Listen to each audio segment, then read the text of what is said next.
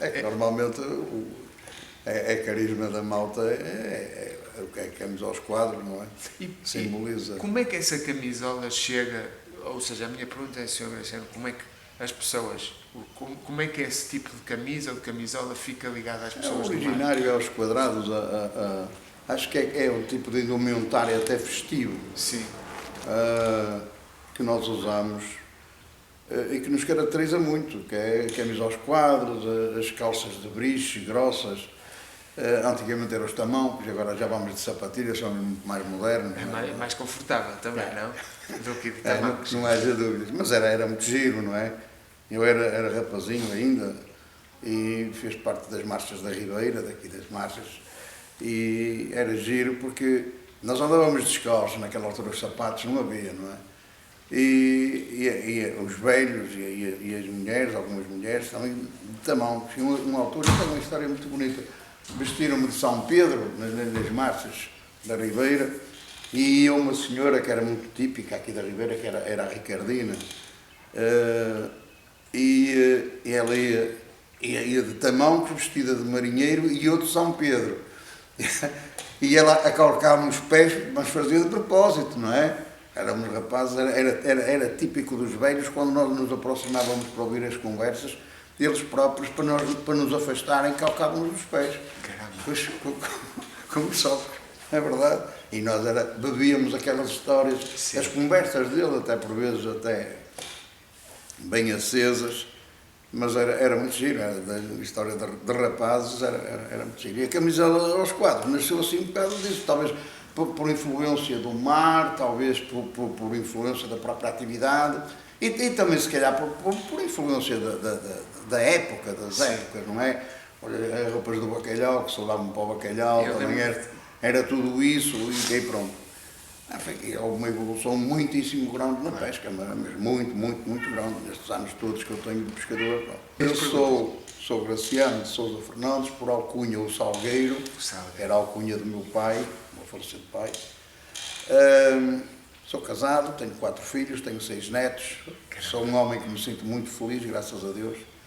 Dizem, não sou eu que vou dizer, mas dizem que canto muito bem o fado, tenho uma apetência muito jeitosa para o fado, tenho um filho que toca viola, que é um sonho, a acompanhar o fado, e não só, noutras vertentes também, graças a Deus, e portanto sinto-me muito feliz.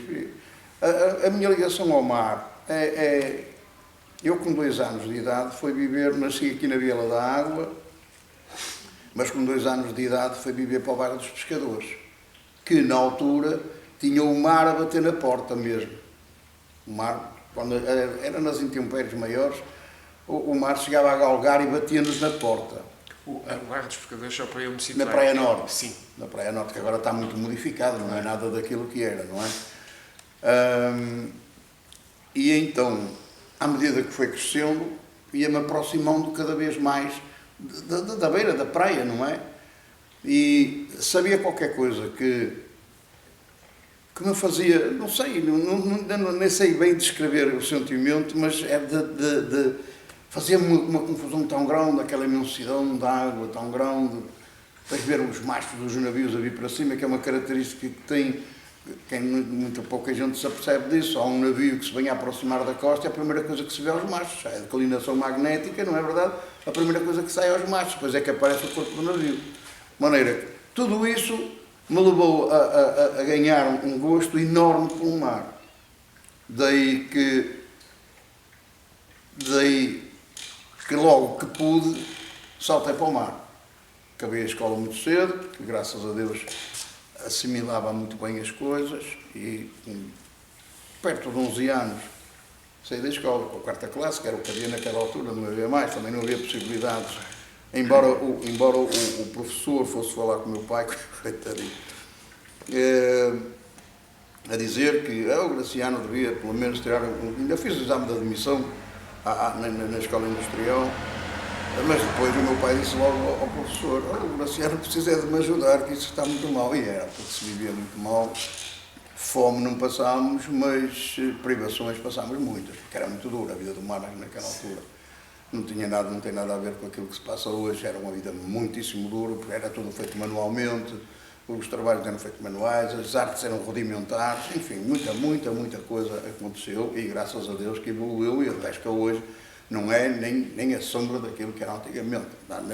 Já sem falar nos remos, não é? Já que os barcos a motor, mas era tudo manual, as redes eram aladas à mão, éramos rapazinhos, já tínhamos umas mãos que metia medo, depois éramos muito empurrados pelos velhos, enfim. Mas de qualquer das maneiras foi uma profissão que me chamou. Sim.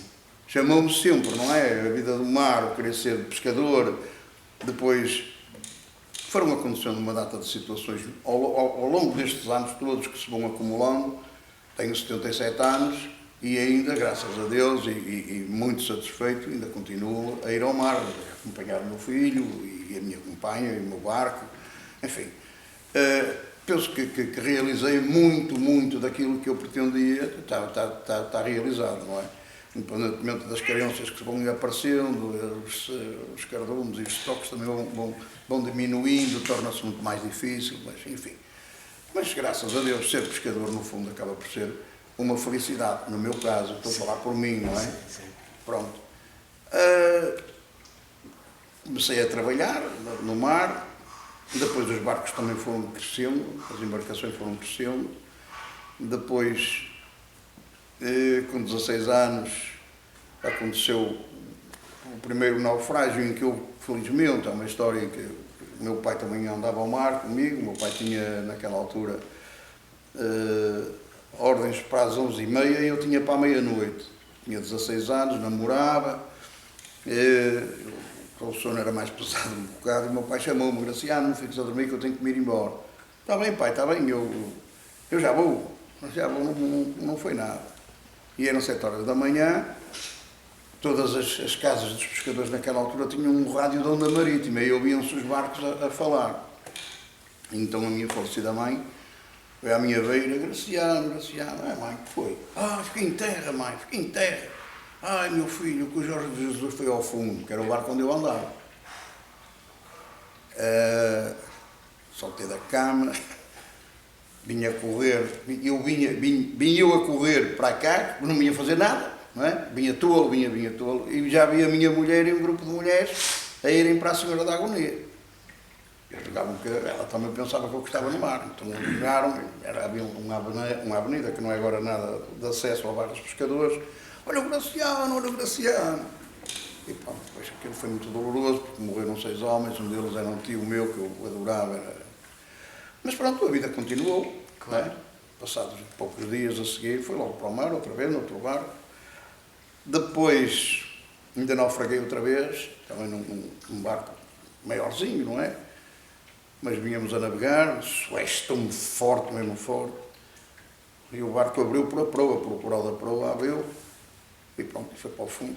E nós, 12 homens, dentro de um barquinho pequenino de apoio que tínhamos ali assim, e graças a Deus, dada a experiência do mestre, que tinha sido um grão de bacalhoeiro, e tinha aquela experiência dos Dóris, de andarem a remos, muito coisa, e lá conseguiu aguentar, sem entrar água para dentro do barco. Depois veio um irmão dele no outro barco e saltámos para dentro. E quando há uma situação dessas, Sr. Graciano, era na altura em que já havia rádios, era um sinal? Havia rádios, havia. Já no Jorge de Jesus também havia rádios, até o navio que abalou o Jorge de Jesus, depois parou à frente, houve um dos náufragos, foi a nadar até ao navio, depois veio outra vez, daqueles homens de barba rija, não é? Daqueles que havia. E pronto, então, e a vida continuou, continuei a andar ao mar, depois veio a altura da tropa, fiz o serviço militar. De fazer o serviço militar, viemos embora, tive 2 anos na guerra, em Angola,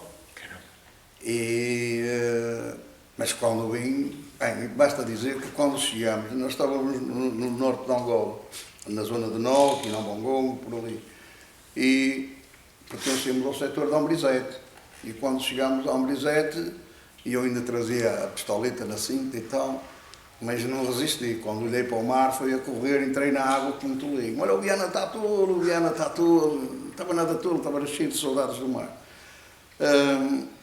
Pronto, tive-me embora e, claro, mal cheguei aqui, mar tinha que ser.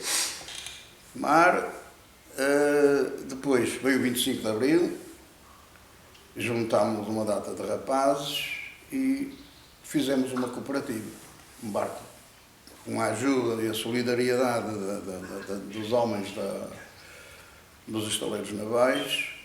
Fizemos um barco de 25 metros de ferro, que naquela altura era difícil. E a gente conseguiu, a maior parte do navio foi feito em horas extras, não é? Não eram pagas. Um movimento de solidariedade muito grande entre os pescadores e os trabalhadores dos estaleiros. Pronto, fomos para o mar. Como é que se chamava esse barco? Rumo à liberdade. Que giro. Fomos para o mar, ele era tripulante na altura, depois foi andando, o tempo foi rodando e depois foi eleito mestre da embarcação. Deixámos de pescar aqui na nossa costa e fomos pescar para a Mauritânia. Depois Marrocos, depois etc. Depois, infelizmente, não foi por falta de pesca, nem por falta de organização, que era uma cooperativa muito bem organizada e que deu fruto. Depois vieram aqui a Viana ver o sistema, como se fazia, etc. E fizeram-se outras ao longo do país. Mas pronto, a massa humana, como normalmente acontece sempre nestas situações, falhou. Falhou e a cooperativa acabou. A cooperativa acabou e eu comprei um barquinho, porque sem mar não havia nada para ninguém. Comprei um barquinho à sociedade com outro rapaz, também fazia parte do Rumo à Liberdade. Depois desfizemos a sociedade, ele era um moço que queria muito, queria mais e conseguiu. Depois acabou por emigrar para a América. Ele ainda tornou a ir à Mauritânia num barco de peniche, etc. Mas ele queria altos voos e foi, graças a Deus, é um trabalhador extraordinário mesmo. E fiquei sozinho com o barco. Divino Sol, chamava-se Divino Sol. Um dia estávamos a trabalhar tão bem, a coisa estava a começar a engrenar muito bem, havia muito polvo, aí assim, estávamos a trabalhar muito bem. Vem um sujeito, um barco daqui de Esposião, nós estávamos a trabalhar, naquela altura os rádios eram só os piratinhas, ainda não havia VHFs instalados nos barcos pequenos. O Divino Sol era um barco pequeno? Era um barco, era pequeno, quer dizer, tinha 8 metros ou 8 metros e tal, mas era dos barcos pequenos, ainda não era daqueles grandes barcos que havia aqui assim, daqueles maiorzinhos. O homem vinha a dormir ao leme, nós estávamos a trabalhar, quando me apercebi, que venho a dormir. E ele, quando se apercebeu que também me ia bater, em vez de dar a ré no manípulo, tinha ao lado do manípulo 2 garrafas de sumo metidas no tablier. Em vez de agarrar no manípulo e dar a ré, puxou a garrafa do sumo. Olha, entrou-me por barco dentro, foi ao fim de um quarto de hora, foi para o fundo. Não parei, não podia parar. Resolvi a situação, infelizmente até muito mal resolvido, porque o seguro dele, ele deu-se logo como culpado. O seguro dele era a mesma companhia que a minha, que era a Motor dos Pescadores, e pagou-me o barco, mas não me pagou a mim, pagou o empréstimo que eu tinha feito ao banco. Claro. Não é? Era o valor do barco. Fiquei sem dever nada ao banco, mas também fiquei sem barco. Parti logo para outro, comprei outro, chamava-se Mão de Deus, também pouca sorte, também com esse barco tinha muito pouca sorte, tinha muitas avarias, enfim, mas foi sobrevivendo, graças a Deus, até que, com a evolução do tempo e dessas coisas todas, encontrei, um dia, estavam a fazer um curso de mergulho para os bombeiros voluntários de Viana, e tinham lá um cunhado que era chefe nos bombeiros. E ele chegou à minha vez, olha, precisávamos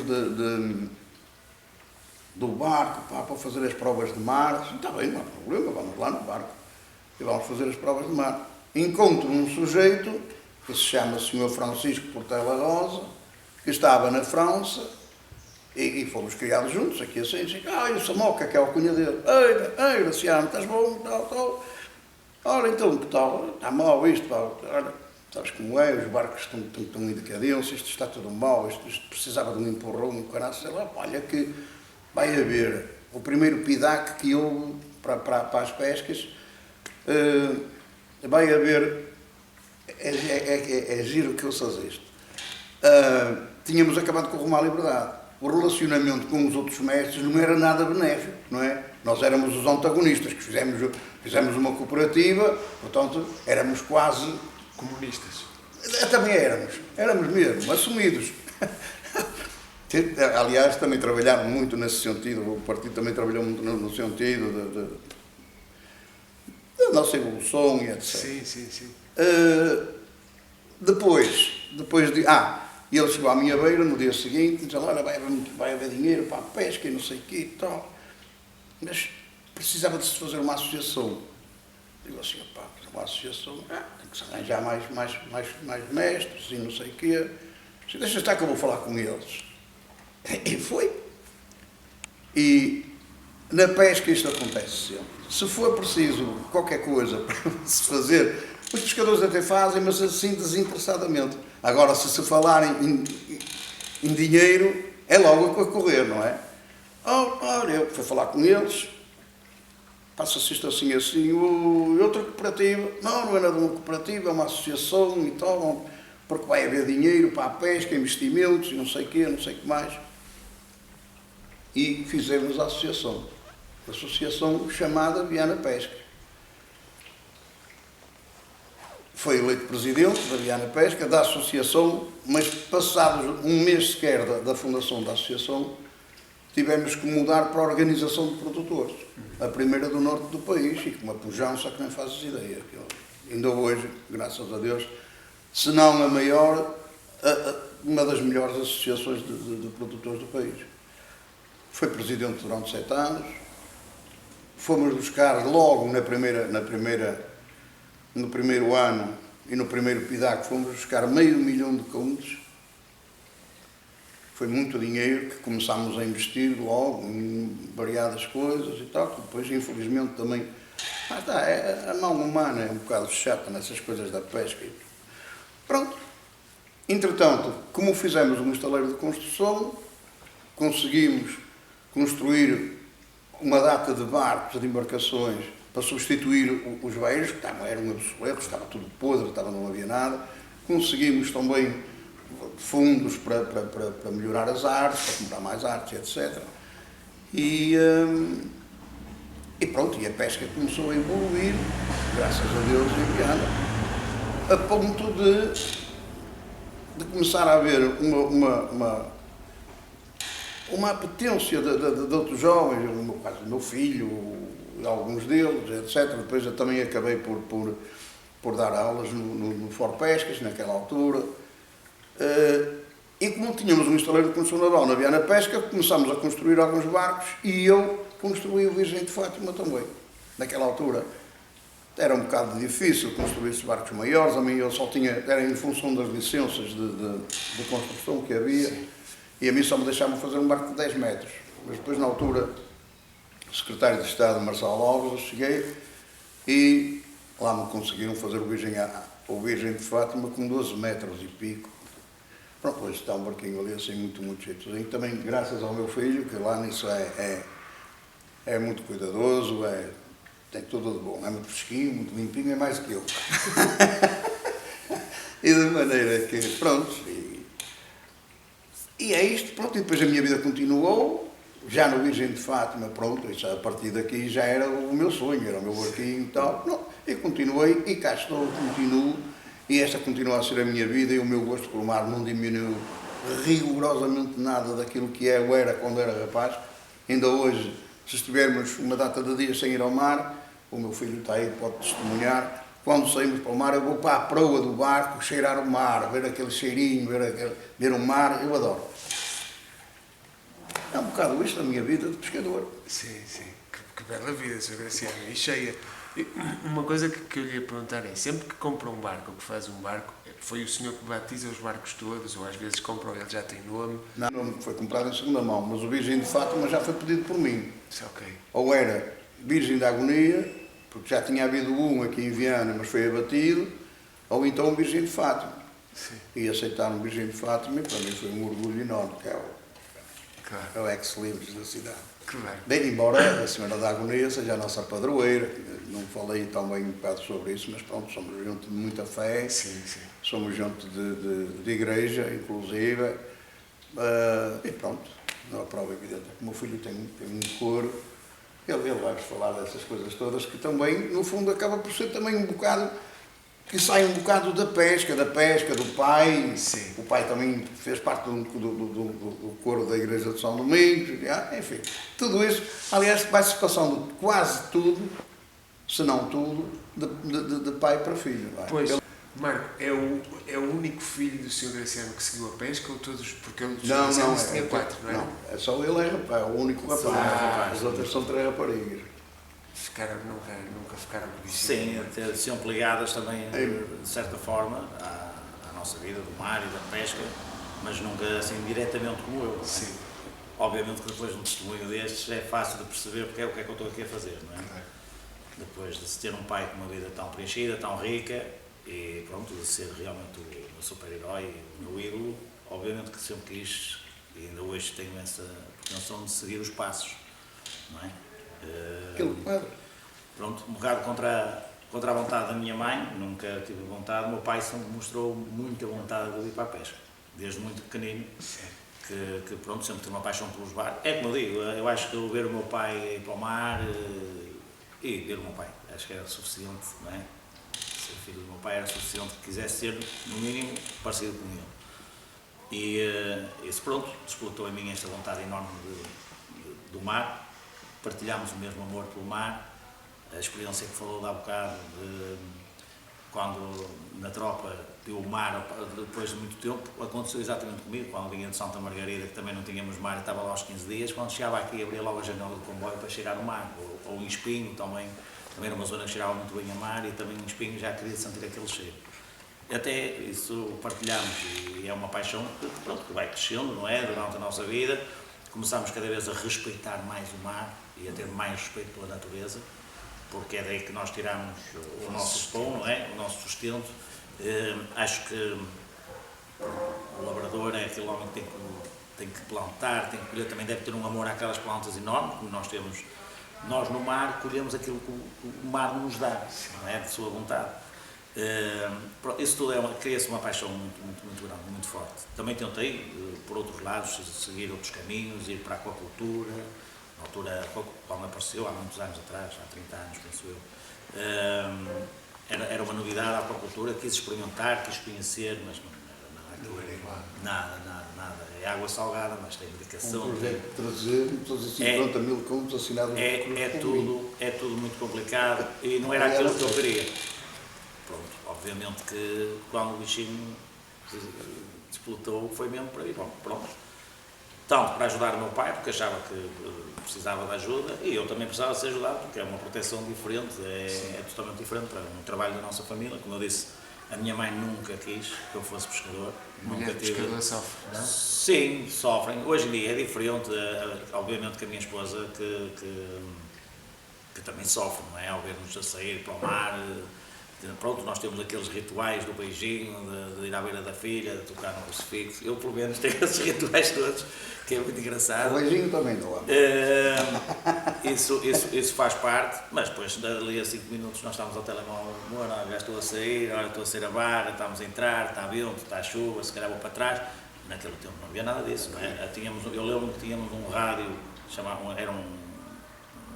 Nem sei como é que era aquilo, o nome daquilo. Nem era BHF, nada. Chamávamos-se rádios piratas, imagina. E nós tínhamos um em casa que não se percebia nada, o meu pai chamava por nós, era pôr do sol, a nossa estação. Era do rádio dos amadores. E era assim que nós comunicávamos. O meu pai chamava de lá, pôr do sol, estás por aqui. E nós tentávamos comunicar, que era a estação rádio. Nós falávamos, então, por outro lado tentava dizer como é que estava a pesca, dias melhores, dias piores, já sabíamos mais ou menos o que vinha.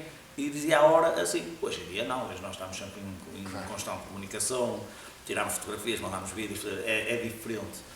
Na questão da segurança, nem há comparação possível, porque basta dizer que nós conseguimos prever o tempo com uma semana de antecedência. Nós conseguimos preparar as nossas idas para o mar e não ir com uma semana de antecedência. Naquele tempo saíam, passado 2 horas que ia um temporal, estavam perdidos lá no meio. Hoje em dia não nos acontece isso, graças a Deus. Nós conseguimos, nesse aspecto, por exemplo, hoje, não é? Que já ficámos em terra, sabemos que este está muito. Já conseguimos prever. preparar tudo, prever a pesca nesse sentido, eu não tenho comparação nenhuma, mesmo aquela fase mais negra dos naufrágios, das complicações, nós Agora só se for um descuido muito não grande, temos nada grande, disso, grande. podem acontecer acidentes, não é? Isso é normal, mas não tem nada a ver com esta questão de há 30, 40 anos atrás. A proteção do radar, essas coisas todas, tudo isso. As embarcações eram muito mais desgastadas, mais velhas, não tinha nada a ver. Hoje em dia estamos preparados de outra maneira e a vida do mar acaba por se tornar muito mais fácil. É muito mais complicada a questão da pesca, de gerir a pesca e os recursos, porque cada vez são menos, e a nossa arma é cada vez mais artes. Nós fazemos ao contrário. Nós devíamos ter uma política de contenção e esperar que os peixes crescessem e que os pastos se refizessem, porque está tudo destruído, tenho a certeza absoluta disso. Por causa do arrasto? Não só, nós também destruímos. Os nossos panos de redes, os cobos que ficam no fundo, os potes que ficam no fundo é plástico, nós também destruímos. Obviamente que o arrasto tem um papel muito forte nos pastos, que também os destrói, são portas muito pesadas, pesam toneladas, barcos enormes, para frente, para trás, é mesmo até ficar plano e levarem tudo. Mas nós também temos tudo, e de que maneira? E depois é esta política que nós temos, que é cada vez mais artes, cada vez mais esforço de pesca, e os recursos são cada vez menores. Cada vez menos, e nós estamos sempre à espera de 1 milhão ao dia, não veio 1 milhão ao dia. Quando diz os recursos, é mesmo os peixes? Os peixes, sim, tudo está a acabar. Estamos numa crise profunda de polvo, por exemplo, éramos um mar riquíssimo de polvo, está a acabar, porque obviamente que hoje em dia a política já é um bocadinho diferente, mas durante anos e anos e anos a fêmea do polvo desova uma vez na vida. Sim. Há algumas que até conseguem 2, mas é muito difícil mesmo, mas só desova uma vez na vida. A verdade é que quando está maior, está grande, se desova, procura os potes, e não estou a culpar só os potes, porque também o faz nos cobros, mas o pote é uma armadilha. Alcatruz. É uma armadilha fechada, que aquilo parece mesmo uma casinha. Para eles é ótimo, metem-se lá dentro, tapam-se com pedrinhas, conchinhas, desovam ali, estão ali. Pronto, o tempo depois da desova, a fêmea tem que estar a oxigenar ali os ovos, dias e dias, não come, e é por isso que ela depois, algumas, ou a maior parte, morre por desgaste, porque se não estiver ali, os ovos morrem, não há hipótese. A fêmea é que está a oxigenar os ovos, é incrível. A natureza é tão linda que pode-se fazer o que se quiser àquela fêmea, que ela não abandona os ovos por nada. Pode-se fazer as maiores agruras que se pode pensar, e ela nunca abandona os ovos. É mesmo mãe, é uma mãe incrível, o povo. Obviamente, continuo a dizer, os pescadores, era nessa altura que se calhar cortar um pote e botar, ela nunca saía dali. Hoje já se faz isso, já vejo alguns vídeos dos pescadores a ter essa consciência, mas durante anos não se fez isso. E botavam os ovos ao mar a pensar que os ovos se calhar tinham saído dali poucos, nada, morriam dali assim, morriam porque não estavam a ser oxigenados. Estamos numa crise muito profunda de polvo, que é o que sustenta a maior parte dos barcos. A malta chega a esta altura, dedica-se à pesca do polvo, e estes meses dá bastante dinheiro e pronto, é o que sustentava bem os barcos. Neste momento eu estou a adivinhar numa crise muito profunda. Se já estávamos numa crise que nós íamos sempre lutando e íamos conseguindo ultrapassar, desta vez acho que está muito complicado. Quando essas crises chegam, Marco, e acredito que se a do povo se verificar, que já está a acontecer como diz, vocês adaptam-se, ou seja, nas outras, ao longo dos anos, acredito que desde que o Sr. Graciano tinha dado do Marco até antes, não pescam sempre a mesma coisa. Vão adaptando e começam a pescar.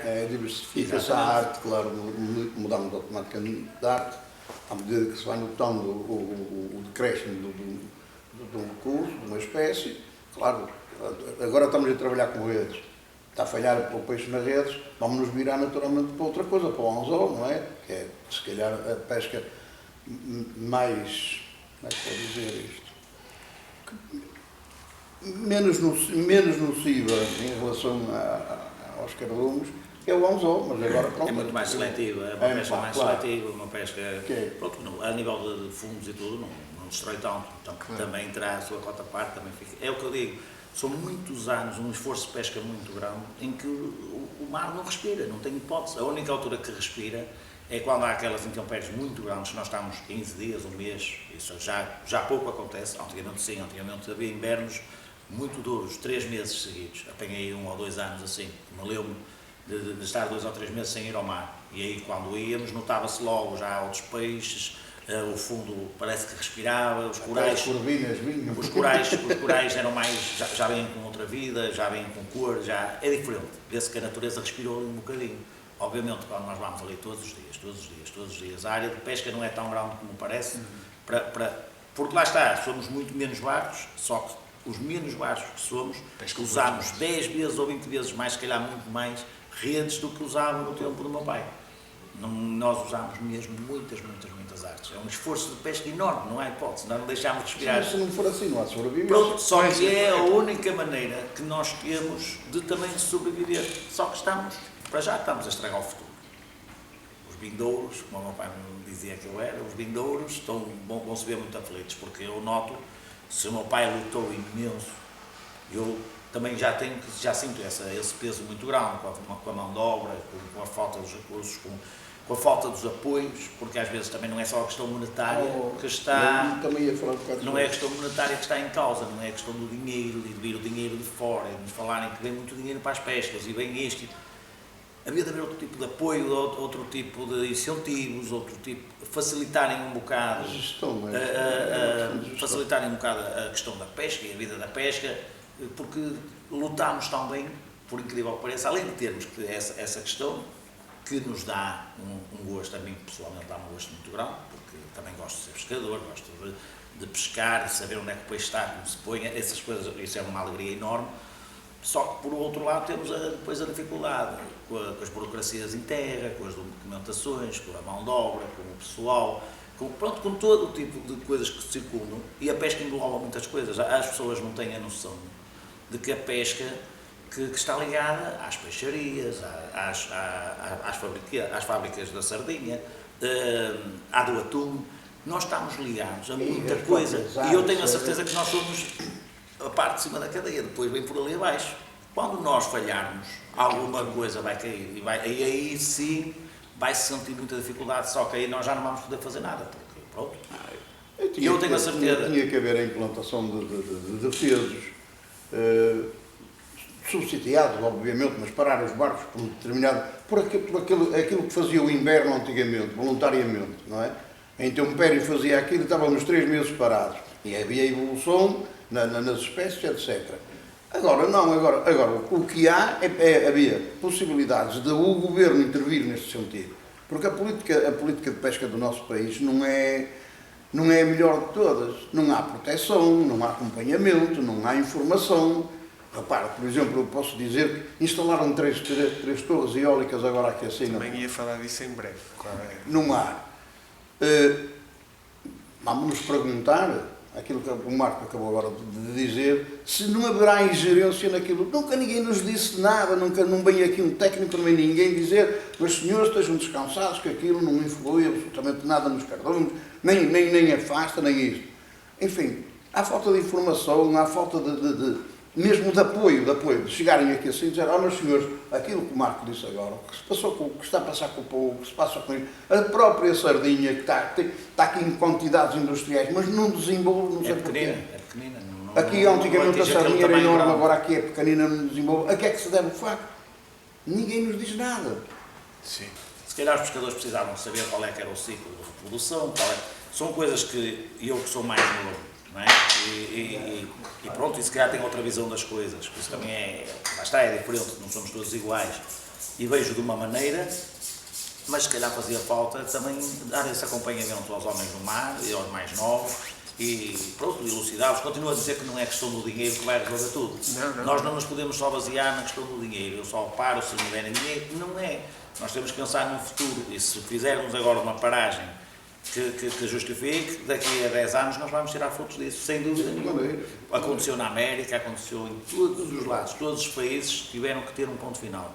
O que eu lamento é que eu acho que quando nós fizermos esse ponto final, já não vamos ter gente para poder depois pegar, acho eu posso estar enganado, até pode ser que depois venham pessoas novas. A pesca a nível desportivo está a evoluir imenso, nós não temos a noção de quantos pescadores desportivos há. Uma colega minha fez um levantamento das embarcações de pesca do pessoal do mergulho e da pesca desportiva. É uma disparidade doida. Ninguém tem isso em conta também. Lá está, o gerir os recursos. Nós, profissionais, homens que temos ao nosso cargo, as nossas despesas, as nossas contribuições, nós temos umas empresas que temos que dar vida. E hoje em dia qualquer uma pessoa pode ter um barco desportivo, pegar num barco e apanhar peixe, estar as horas que quiser no mar, apanhar o que quiser, que não é bem assim, que a lei não o permite, mas eles fazem. E não tenho qualquer despojo de dizer que o fazem e que apanham e essas coisas todas, mas esquecem-se que depois também vão prejudicar. Claro. Isto, já se calhar estou a fugir um bocado do tema, mas é que também é um bocado a realidade daquilo que nós sentimos, que é também estar um bocado, não estou a culpar a pesca desportiva de maneira nenhuma, mas também ajuda de maneira para esta crise imensa que nós passamos. Basta dizer que, por exemplo, quando nós às vezes não conseguimos ir ao mar, porque para nós não dá bom, mas eles, como têm barcos mais rápidos, barcos até que têm mais estabilidade, essas coisas conseguem ir, pescam, retiram o peixe que nós iríamos pescar nessa altura. Depois vê, Marco, nova mão, sangue novo, por assim dizer, a chegar à pesca. Eu digo isto só porque aqui há umas semanas, como também falámos com outras pessoas, e até andamos a tentar entrevistar um tripulante indonésio, que é o que fala melhor português. Sim. E vários pescadores e mestres que encontramos nesse dia nos diziam que hoje a pesca, o sangue novo, a nova mão, aquela massa humana que o Sr. Graciano falava, se não fosse a imigração ou se não fosse esta malta, não havia hipótese. 90% ou mais da frota estava encostada ao cais. Se nós começarmos a pensar em não deixar irem as pessoas, neste caso são indonésios, mas nós já tivemos ucranianos, impecáveis, estão agora a começar a ver pessoas de Angola e da África, que é a salvação. Nesse aspecto, nós não tínhamos salvação nenhuma. Nós, por acaso, estamos defendidos, temos pessoas da velha guarda que não querem andar ao mar, têm o tal gosto. Tenho o tal gosto pelo mar e essas coisas todas. O pescador mais velho de Viana na minha atividade é aquele.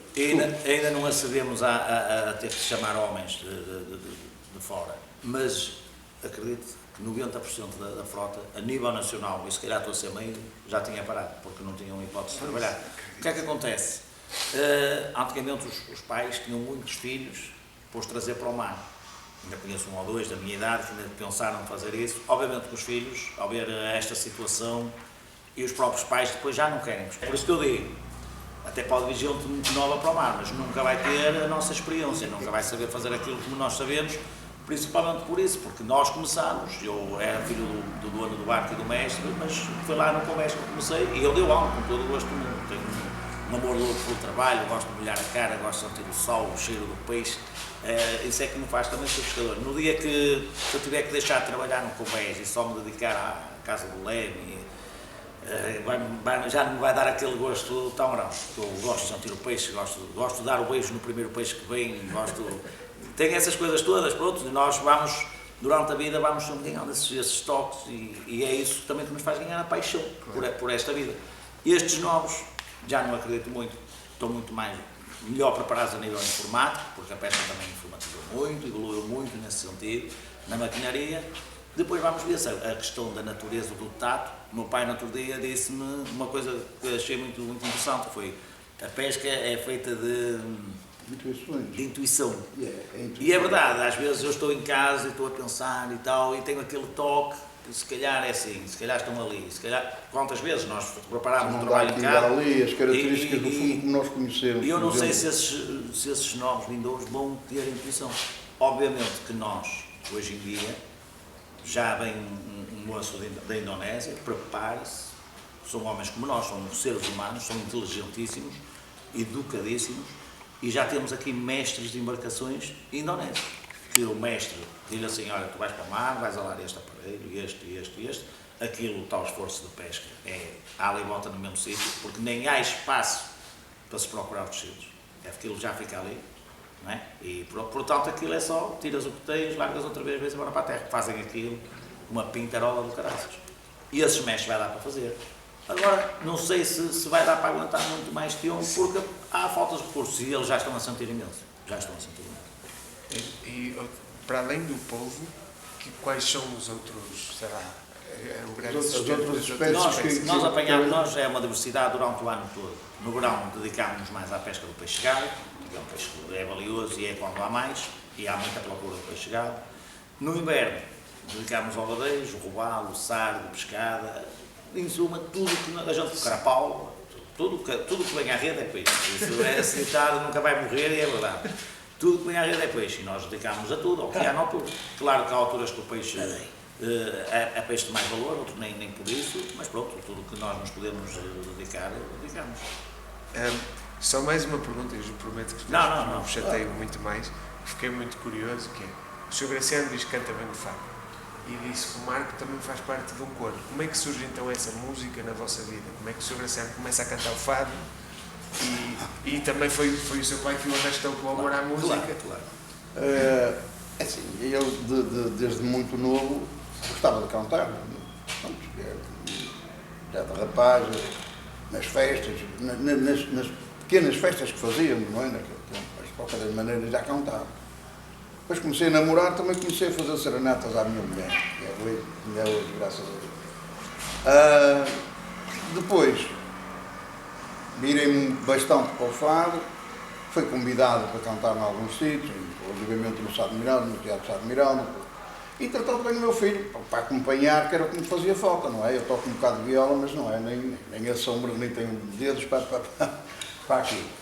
E então pronto, e aí, a partir daí comecei a cantar e a ganhar um gosto muito grande pelo fado, não é? Agora o meu filho, pronto, depois já também cantei na igreja, também era um dos sonhos. Como o meu pai estava a dizer, e como eu disse no princípio, sempre quis seguir os passos do meu pai, e sempre o tive como exemplo, e tenho muito orgulho de ser filho de salgueiro e de ser de salgueiro também. Obviamente que isso é das melhores heranças que eu tenho. É quando me chamam salgueiro. Sinto muito orgulho, sinto muito bem. A minha filha, que tem uma filha, o maior orgulho dela é que lhe chamem salgueira. É incrível, é incrível. E tem mesmo muito orgulho, obviamente, pela imagem do avô e pela pessoa que é o avô. Fazes parte da entrevista. O meu pai, em vários tempos, pronto, o meu pai foi jovem, era um bom vivan, tinha muita alegria, e há muitos momentos da nossa vida que não foram tão bons, e eu ainda há pouco tempo também tenho uma colega minha que canta fado e acompanho, e fizeram-me essa pergunta, também exatamente a mesma pergunta, e há um momento na minha vida que me marca imenso, que foi quando faleceu o meu avô. O meu pai chegou a casa triste, obviamente, e só Deus sabe como nós estávamos, e disse-nos, vai buscar a viola, quero cantar no fado. E chorou a cantar. E pronto, isso levou-nos a ter um amor por aquilo. E o respeito, a perceber o respeito que tinha a música, a maneira de ser. Pronto, conseguimos levar, levou-nos a todos a isso, a gostar da música. Depois, lá está, depois é a sorte de uma pessoa ser mais novo, ter acesso a outras coisas. Comecei a ter o gosto pela viola. O meu pai tinha a necessidade, comecei a adorar o fado, porque o meu pai era fadista, e depois pronto, comecei a tocar, massacrar a cabeça das minhas irmãs e da minha mãe, no princípio muitas horas. Estilo fadista. Isto está aí, comecei a... Mãozinha no bolso. Comecei a tocar fado, no princípio uns apontamentos de fado, depois começámos a conhecer uns senhores, pronto, começámos a andar mais nos meandros do fado, nos apontamentos, na noite, e pronto, cada vez senti mais necessidade de evoluir mais. Pronto, hoje em dia não toco muito bem, mas toco desenrasco. A questão do coro, bem ligada à fé, porque também da educação que nós levamos, porque foi uma super educação, também muito ligada à igreja, sempre com muito respeito. Pronto, o meu pai pertencia a um grupo do outro lado do mar, aqui em Viana do Castelo, sempre, desde muito pequeninos, ligados à igreja. Mas aquela parte foi uma fase que tivemos muito mais ligados. O meu pai, pronto, era por exemplo, lá do outro lado. Também havia a necessidade de um coro. Nós já fazíamos umas brincadeiras na igreja, cantávamos umas músicas e tal, porque sempre gostávamos muito de cantar. Pronto, e houve a necessidade aqui em São Domingos de se criar um coro. E eu, pronto, como tocava viola, já tinha, também como se conhecia a minha pronto, também tive sempre muito gosto pela música sacra, embora, pronto, eu hoje mudo muito a música sacra, porque acho que a antiga, acho não, tenho a certeza, é muito pesada, por muito respeito que se tenha, e muito bonita que seja, de muito valor. Hoje em dia a música não pode ser tão pesada como era antigamente, E nós temos a particularidade, tem um coro que chama-se Sementes de Deus, onde também participa a minha filha, é um coro de família também praticamente, os amigos já têm 15 ou 16 anos e os elementos somos os mesmos, somos como uma família. Começámos com os nossos filhos muito pequeninos, hoje já estão todos na universidade, já são casados alguns, já têm filhos, trazem os filhos para o coro, é um coro familiar. E é também uma maneira de confraternizarmos e de fazermos família. Pronto, em relação à questão da música, também quero falar sobre isso, que lá está a tal evolução, tanto como na pesca como na música, também evoluiu imenso. A nossa maneira de cantar, por exemplo, os estudantes adoram o coro Sementes de Deus, porque a música, lá está, vamos cantar agora na festa de Natal. São dos calores, também era uma coisa que não se costumava fazer. Também nos adotaram um bocado como o coro, a música é diferente. E basta dizer que somos um coro que cantamos todos os sábados, que não é fácil, não é nada fácil, mas ao sábado às 18 horas estamos a cantar na missa. Somos mesmo na Igreja do Carmo. Na Igreja do Carmo. Temos essa devoção e não é fácil levar meninos de 18 anos, 16, 23, todos os sábados à missa, portanto é uma coisa de muito respeito, de muito amor e de muita entrega que nós temos, que também gostamos muito. Só mais uma pergunta, que é, porquê que o seu avô, e vocês todos, são os salgueiros? Há algum motivo em especial? Eu lembro que no outro dia falaram do caga-sal. Sim. E esta piada é como é que esta Nós era, quer dizer, a minha falecida avó paterna é que era a avó Salgueira, a mãe do meu falecido pai, que vieram dos Arcos de Valdevez, que era chamada a tia Maria do Ribeiro, mas como tinham umas terras onde tinha salgueiros. E aqui, quando chegaram a Viana, em vez de lhe chamarem a tia Maria do Ribeiro, chamavam a tia Maria Salgueira. Pronto. E a avó ficou Salgueira, depois o pai foi Salgueiro, e eu sou Salgueiro e o meu filho também é Salgueiro. Sim, temos um lema, este é um lema do meu primo, mas acho que era o meu avô que dizia. Temos dois lemas, o meu pai não usa muito, acho engraçado. Mas a minha filha, e isto é incrível, porque ainda ontem me mandou o quadro dos exames todos, está no último ano de Direito, da Universidade do Minho, e mandou-me o quadro já com os exames todos marcados, e há uma frase que eu tenho, nós só temos tatuado Salgueiro, que as tatuagens também é uma coisa que nos seguem,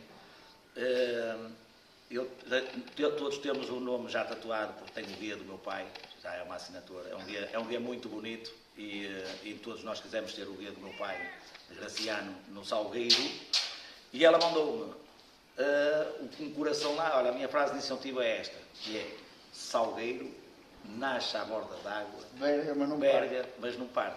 É o nosso lema, que é isso que ainda vou tatuar essa. E ela já usa aquilo, pai, é a minha inspiração, é isto que eu vou seguir. E o meu pai foi muito assim. O meu pai passou as maiores agruras da vida. Umas porque tinham que acontecer, outras porque somos nós que fazemos. Só que chorava a rir, chorava a cantar. Era lindo, era isto que tinha. Nunca se riu das canetas. Eu tenho um bocado isso também. Às vezes é cada tombo que uma pessoa fica atordoada, que é normal. Mas tenho uma força muito grande para me levantar, porque tive um exemplo muito grande. E contra tudo e contra todos, vamos indo. É uma frase minha também, vamos indo. E pronto. Bonito. Naquela noite, Sr. Graciano e Marco, que tocou, que lhe pediu tocar guitarra, cantou algum fado em específico? Lembra-se, foi ou não? Era um chorrilho de música que gosta e que refaz. Normalmente. Mas às vezes é por intuição do meu filho. Pai, canta este. Não, mas naquela noite, mas eu não me recordo também. Não, era só para saber se quando foi do teu pai, não sei qual faz. Eu sei que ele tinha um quando nos via muito alegres e nos queria pôr tristes. Chamávamos, pegava na viola, que trouxe tão bola, uma viola muito bonita, que depois também foi a minha primeira viola. Sentávamos à beira dele e ele punha-se a cantar. Vou-me embora, vou partir, eu vou para o trabalho. Nós começávamos todos a chorar, a berrar, éramos pequeninos, eu lembro disso perfeitamente. Principalmente a mais nova, que era algumas fiz algumas. E ele cantava-nos essas músicas e nós ficámos de rastros logo. Agora a música cantou, já não. Mas olha só um bocadinho de uma que fiz, estava num atoneiro, foi tripulante num atoneiro, e cantava: sentado no beliche do meu barco, pensei em ti, meu amor.